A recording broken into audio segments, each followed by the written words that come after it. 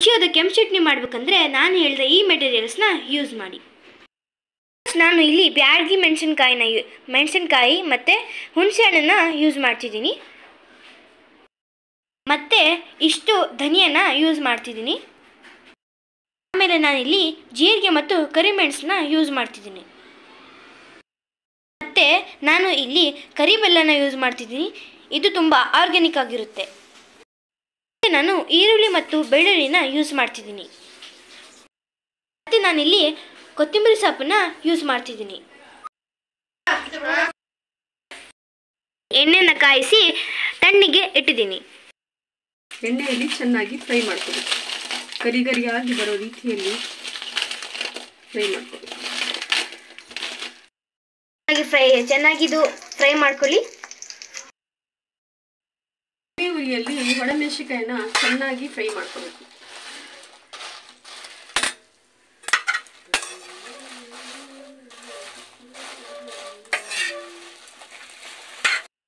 ಈ ಚಟ್ನಿ ಒಣಮೆಣಸಿನಕಾಯಿ ಚಟ್ನಿ ಕೆಂಪು ಉಪ್ಪು ಹುಳಿ ಖಾರ ಎಲ್ಲ ಇರೋದ್ರಿಂದ ಅನ್ನಕ್ಕೆ, ದೋಸೆಗೆ, ಇಡ್ಲಿಗೆ, ಚಪಾತಿಗೆ, ರೊಟ್ಟಿಗೆ ಎಲ್ಲದಕ್ಕೂ ಯೂಸ್ ಆಗುತ್ತೆ.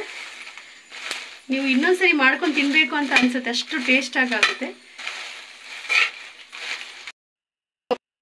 ಫ್ರೈ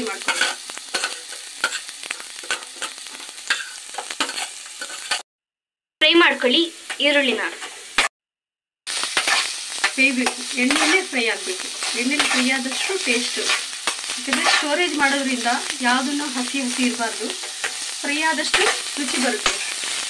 ಗೋಲ್ಡನ್ ಕಲರ್ ಬರಬೇಕು. ಇದು ನಿಯರ್ ಬೈ ಗೋಲ್ಡನ್ ಕಲರ್ ಆಗಿದೆ. ಇನ್ನೊಂದು ಸ್ವಲ್ಪ ಬೆಂದರೆ ಸಾಕು. ಈಗ ಈರುಳ್ಳಿ ಹಾಕೋಬೋದು. ಇದಕ್ಕೆ ಹಿಂಗೇನು ತೆಗಿಬೋದು ಅಥವಾ ಇದಕ್ಕೇನೆ ಇದನ್ನು ಆ್ಯಡ್ ಮಾಡ್ಬೋದು. ಅಂದರೆ ಬೆಳ್ಳುಳ್ಳಿನ ಆ್ಯಡ್ ಮಾಡ್ಬೋದು. ಬೆಳ್ಳುಳ್ಳಿನೂ ಆ್ಯಡ್ ಮಾಡ್ಬೋದು. ಗೋಲ್ಡನ್ ಕಲರ್ ಬರಬೇಕು. ಇದು ಚೆನ್ನಾಗಿ ನಿಯರ್ ಬೈ ಬ್ರೌನ್ ಕಲರ್ ಆಗಬೇಕು. ವೆರಿ ಟೇಸ್ಟಾಗಿ ಬರಬೇಕಂದ್ರೆ ಎಲ್ಲ ಹುರಿದ್ರೇ ತುಂಬ ಇದು ಟೇಸ್ಟ್.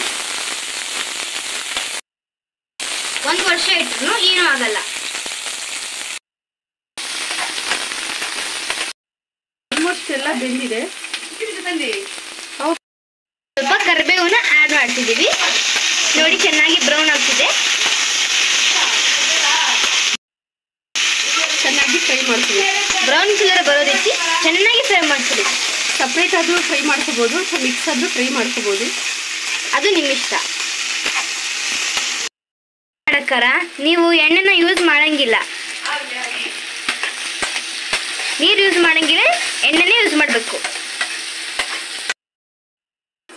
ಒಂದೇ ಹತ್ತಿರ ಹಾಕ್ಕೊತಿದ್ದೀವಿ. ಕರಿಮೆಣಸು, ಕರಿಬೇವು, ಬೆಳ್ಳುಳ್ಳಿ ಮತ್ತು ಈರುಳ್ಳಿನ ಆ್ಯಡ್ ಮಾಡ್ತಿದ್ದೀವಿ.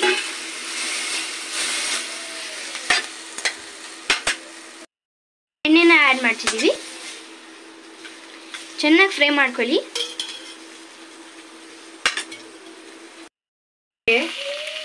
ಧನಿಯಾನ ಆ್ಯಡ್ ಮಾಡ್ಕೋಬೇಕು. ಧನಿಯಾ ಆ್ಯಡ್ ಮಾಡಿಕೊಂಡು ಚೆನ್ನಾಗಿ ಫ್ರೈ ಮಾಡ್ಕೋಬೇಕು. ಎಣ್ಣೆ ಹಾಕ್ಬೋದು. ಇದರಲ್ಲಿ ಎಣ್ಣೆ ಇರೋದ್ರಿಂದ ನಾನು ಹಾಕಿಲ್ಲ. ಬೇಕು ಅಂದರೆ ಹಾಕೋಬೋದು. ಇದು ಚೆನ್ನಾಗಿ ಸ್ವಲ್ಪ ಫ್ರೈ ಮಾಡಲಿಕ್ಕೆ ಚೆನ್ನಾಗಿ ಫ್ರೈ ಆದಮೇಲೆ ಒಂದೊಂದೇ ಆ್ಯಡ್ ಮಾಡ್ತಾ ಹೋಗ್ತಾ ಇರಬೇಕು.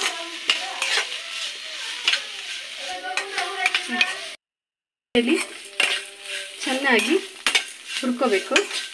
ಇದು ಹುರ್ಕೊಂಡಾದ್ಮೇಲೆ ಇದು ಸಪ್ರೇಟ್ ಆದರೂ ಹುರ್ಕೋಬೋದು ಅಥವಾ ಇದು ಅಂದರೆ ಇದು ಹಸಿ ಸ್ವಲ್ಪ ಲೇಟ್ ಆಗುತ್ತೆ ಅಂತ ಇದರಲ್ಲಿ ಮಿಕ್ಸ್ ಆಗಿ ಹುರ್ಕೊತಾ ಇದ್ದೀನಿ. ಮತ್ತು ಇದು ಆದಮೇಲೆ ಬೆರಳಾಕೋದು ಮತ್ತು ಎಂಜಿಲ್ ಕೈನ ಇಡೋದು ಹಿಂಗೆಲ್ಲ ಮಾಡಬಾರ್ದು. ಮಾಡಿದ್ರೆ ಸ್ಟೋರೇಜ್ ಅಂದರೆ ಅಷ್ಟು ಚೆನ್ನಾಗಿ ಬರಲ್ಲ. ಸ್ಪೂನ್ ಯೂಸ್ ಮಾಡಬೇಕು. ಮತ್ತು ಸ್ಪೂನ್ ಅದರಿಂದ ತೆಗೆದುಬಿಡ್ಬೇಕು. ಎಷ್ಟು ಬೇಕೋ ಅದು ತಗೊಂಡು ಸ್ಪೂನನ್ನು ಅದರಿಂದ ರಿಮೂವ್ ಮಾಡಿಬಿಡ್ಬೇಕು. ಅದರಲ್ಲೇ ಸ್ಪೂನನ್ನು ಬಿಡಬಾರ್ದು. ಆ್ಯಡ್ ಮಾಡ್ಕೊಂಡಿದ್ದೀನಿ. ಇದನ್ನು ಅದೇ ಥರ ಕಡಿಮೆ ಉರಿಯಲ್ಲಿ ಹುರ್ಕೋಬೇಕು. ಬೇಕು ಅಂದರೆ ಸ್ವಲ್ಪ ಎಣ್ಣೆನ ಹಾಕೋಬಹುದು. ಸ್ವಲ್ಪ ಬೇಗ ಆಗಲಿಕ್ಕೆ ಮತ್ತು ಸ್ವಲ್ಪ ಟೈಮ್ ಆದ್ರೂ ಇದು ಫ್ರೀಯಾಗಿ ಇದು ಮಾಡಿ ಇಟ್ಕೊಂಡ್ರೆ ಮತ್ತು ಕೆಲ್ಸಕ್ಕೆ ಹೋಗೋರಿಗೆ ಮತ್ತು ಟೈಮ್ ಇಲ್ಲದೆ ಇರೋ ಏನಾದರೂ ಎಮರ್ಜೆನ್ಸಿ ಕೆಲಸಗಳಿದ್ರೆ ಹೋಗಬೇಕು ಅಂದರೆ ಕೆಲ್ಸಕ್ಕೆ ಹೋಗೋರಿಗೆ ಮತ್ತು ತುಂಬ ಜಾಬ್ ಹೋಲ್ಡರ್ಸ್ಗೆ ಇದು ತುಂಬ ಯೂಸ್ ಆಗುತ್ತೆ. ಅರ್ಜೆಂಟಾಗಿ ಬಂದು ಲೇಟ್ ನೈಟಲ್ಲಿ ಬಂದಾಗ ಸ್ವಲ್ಪ ಅನ್ನ ಮಾಡ್ಕೊಂಡ್ಬಿಟ್ರೆ ಸಾಕು, ಸ್ವಲ್ಪ ತುಪ್ಪ ಇದ್ದರೆ ಆ್ಯಡ್ ಮಾಡ್ಕೊಂಡು ತಿಂದರೆ ಸೂಪರಾಗಿರುತ್ತೆ, ಹೊಟ್ಟೆ ತುಂಬ ಊಟ ಮಾಡ್ಬೋದು. ನೀವು ತುಂಬ ಚೆನ್ನಾಗಿ ಬರುತ್ತೆ. ಎಷ್ಟು ಚೆನ್ನಾಗಿ ಮಾಡಿದ್ದಾರೆ ಅಂತೇಳಿ ನೆಕ್ಸ್ಟ್ ನೀವು ಮಾಡ್ಕೊಂಡು ತಿಂತೀರಾ, ಅಷ್ಟು ಚೆನ್ನಾಗಿ ಆಗುತ್ತೆ. ಇದು ಕರಿಮೆಣಸನ್ನ ಜಾಸ್ತಿ ಖಾರ ಬೇಡ ಅಂದರೆ ಕರಿಮೆಣಸನ್ನು ಸ್ವಲ್ಪ ಕಡಿಮೆ ಹಾಕ್ಕೋಬೋದು. ಖಾರ ಬೇಕು ಅನ್ನೋರು ನೀವು ಸ್ವಲ್ಪ ಜಾಸ್ತಿ ಆ್ಯಡ್ ಮಾಡ್ಕೋಬೋದು. ಒಣಮೆಣಸಿನ್ಕಾಯಿನ ಕಡಿಮೆ ಮಾಡಿಬಿಟ್ಟು ಇದು ಕರಿಮೆಣಸನ್ನು ಜಾಸ್ತಿ ಆ್ಯಡ್ ಮಾಡ್ಕೋಬೋದು. ಬೇಡ ಅನ್ನೋರು ಸ್ಕಿಪ್ ಕೂಡ ಮಾಡ್ಬೋದು. ಅಂದರೆ ಹಾಕಿದರೆ ಇದರಲ್ಲಿ ಆ್ಯಂಟಿ ಆಕ್ಸಿಡೆಂಟ್ ಇರೋದ್ರಿಂದ ನಮ್ಮ ದೇಹಕ್ಕೆ ತುಂಬ ಒಳ್ಳೆಯದು. ಆರೋಗ್ಯ ದೃಷ್ಟಿಯಿಂದ ಕರಿಮೆಣಸು ತುಂಬ ಒಳ್ಳೆಯದು. ಪುರಾತನ ಕಾಲದಿಂದನೂ ಕರಿಮೆಣಸನ್ನು ಬಳಸ್ಕೊತ ನಮ್ಮ ಸಾಂಪ್ರದಾಯಿಕ ಅಡುಗೆ ಆಗಿರೋದ್ರಿಂದ ಯೂಸ್ ಮಾಡಿದ್ರೆ ಒಳ್ಳೆಯದು. ಇದಕ್ಕೆ ಜೀರಿಗೆನ ಆ್ಯಡ್ ಮಾಡ್ತಾ ಇದ್ದೀನಿ. ಇದಕ್ಕೆ ಜೀರಿಗೆ ಡೈಜೆಸ್ಟಿವ್ ಸಿಸ್ಟಮ್ನ ಇಂಪ್ರೂವ್ ಮಾಡುತ್ತೆ. ಮತ್ತು ಬೇರೆ ಯಾರೇ ಆಗಲಿ ಈ ಫುಡ್ಡನ್ನು ಯೂಸ್ ಮಾಡ್ಬೋದು. ಅವ್ರು ತಿನ್ನಬಾರ್ದು ಇವ್ರು ತಿನ್ನಬಾರ್ದು ಅಂತ ಏನಿಲ್ಲ, ಎಲ್ಲರೂ ಊಟ ಮಾಡ್ಬೋದು. ಲಿಮಿಟಾಗಿ ತಿನ್ನಬೇಕಾಗುತ್ತೆ. ಮತ್ತು ಇದಕ್ಕೆ ಮೊಸರು ಆ್ಯಡ್ ಮಾಡಿಕೊಂಡ್ರೆ ಇನ್ನೂ ಒಳ್ಳೆಯದು.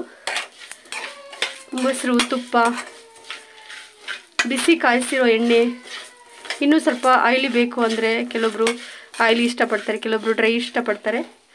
ಬೇಕು ಅಂದರೆ ಆ್ಯಡ್ ಮಾಡ್ಕೋಬೋದು, ಇಲ್ಲಾಂದರೆ ಬಿಡ್ಬೋದು, ನಿಮ್ಮ ಇಷ್ಟ. ಸುಮ್ಮನೆ ಎಣ್ಣೆ ವೇಸ್ಟ್ ಆಗುತ್ತೆ ಅಂತ ನಾನು ಹಾಕೊಳಕ್ಕೆ ಹೋಗಿಲ್ಲ. ಬೇಕು ಅಂದರೆ ಆ್ಯಡ್ ಮಾಡ್ಕೋಬೋದು. ಇದರಲ್ಲಿ ಆಲ್ರೆಡಿ ಎಣ್ಣೆ ಇರೋದ್ರಿಂದ ಮತ್ತೆ ಇದಕ್ಕೆ ಆ್ಯಡ್ ಮಾಡಿಲ್ಲ. ಒಣಮೆಣಸಿನ್ಕಾಯಿ ಎಲ್ಲದನ್ನು ಸ್ವಲ್ಪ ಸ್ವಲ್ಪನೇ ಹಾಕ್ಕೊಂಡು ಮಿಕ್ಸಿ ಮಾಡ್ಕೊಬೇಕು.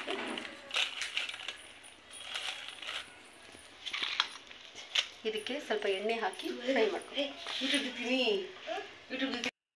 ತಕ್ಕಷ್ಟು ಉಪ್ಪನ್ನು ಹಾಕೊತಾ ಇದ್ದೀನಿ. ಹಾಕೊಂಡಿರುವ ಎಣ್ಣೆನ ತಗೊತಾ ಇದ್ದೀನಿ, ಹಾಕೊತಾ ಇದ್ದೀನಿ.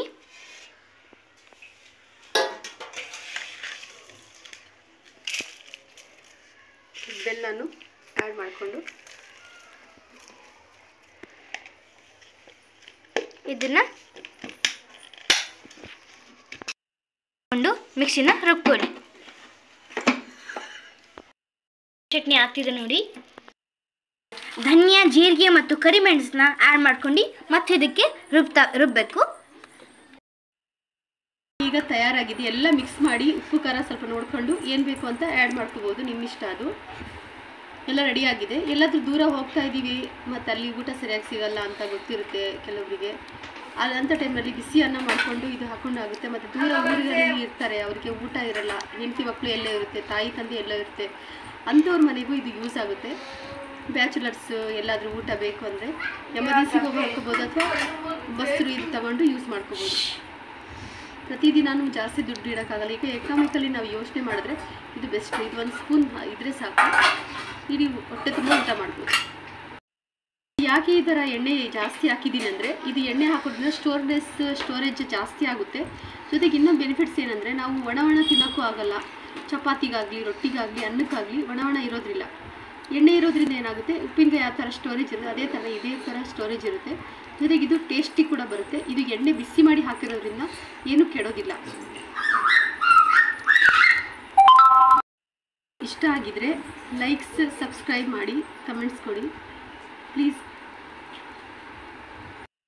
ಸೇವಿಂಗ್ಸ್ ಅಲ್ಲಿ ಎಕನಾಮಿಕಲಿ ವಿಡಿಯೋಸ್ ಬೇಕು ಅಂತ ಹೇಳಿದ್ರೆ ನಮ್ಮ ಚಾನಲ್ನ ಸಬ್ಸ್ಕ್ರೈಬ್ ಮಾಡ್ಕೊಳ್ಳಿ.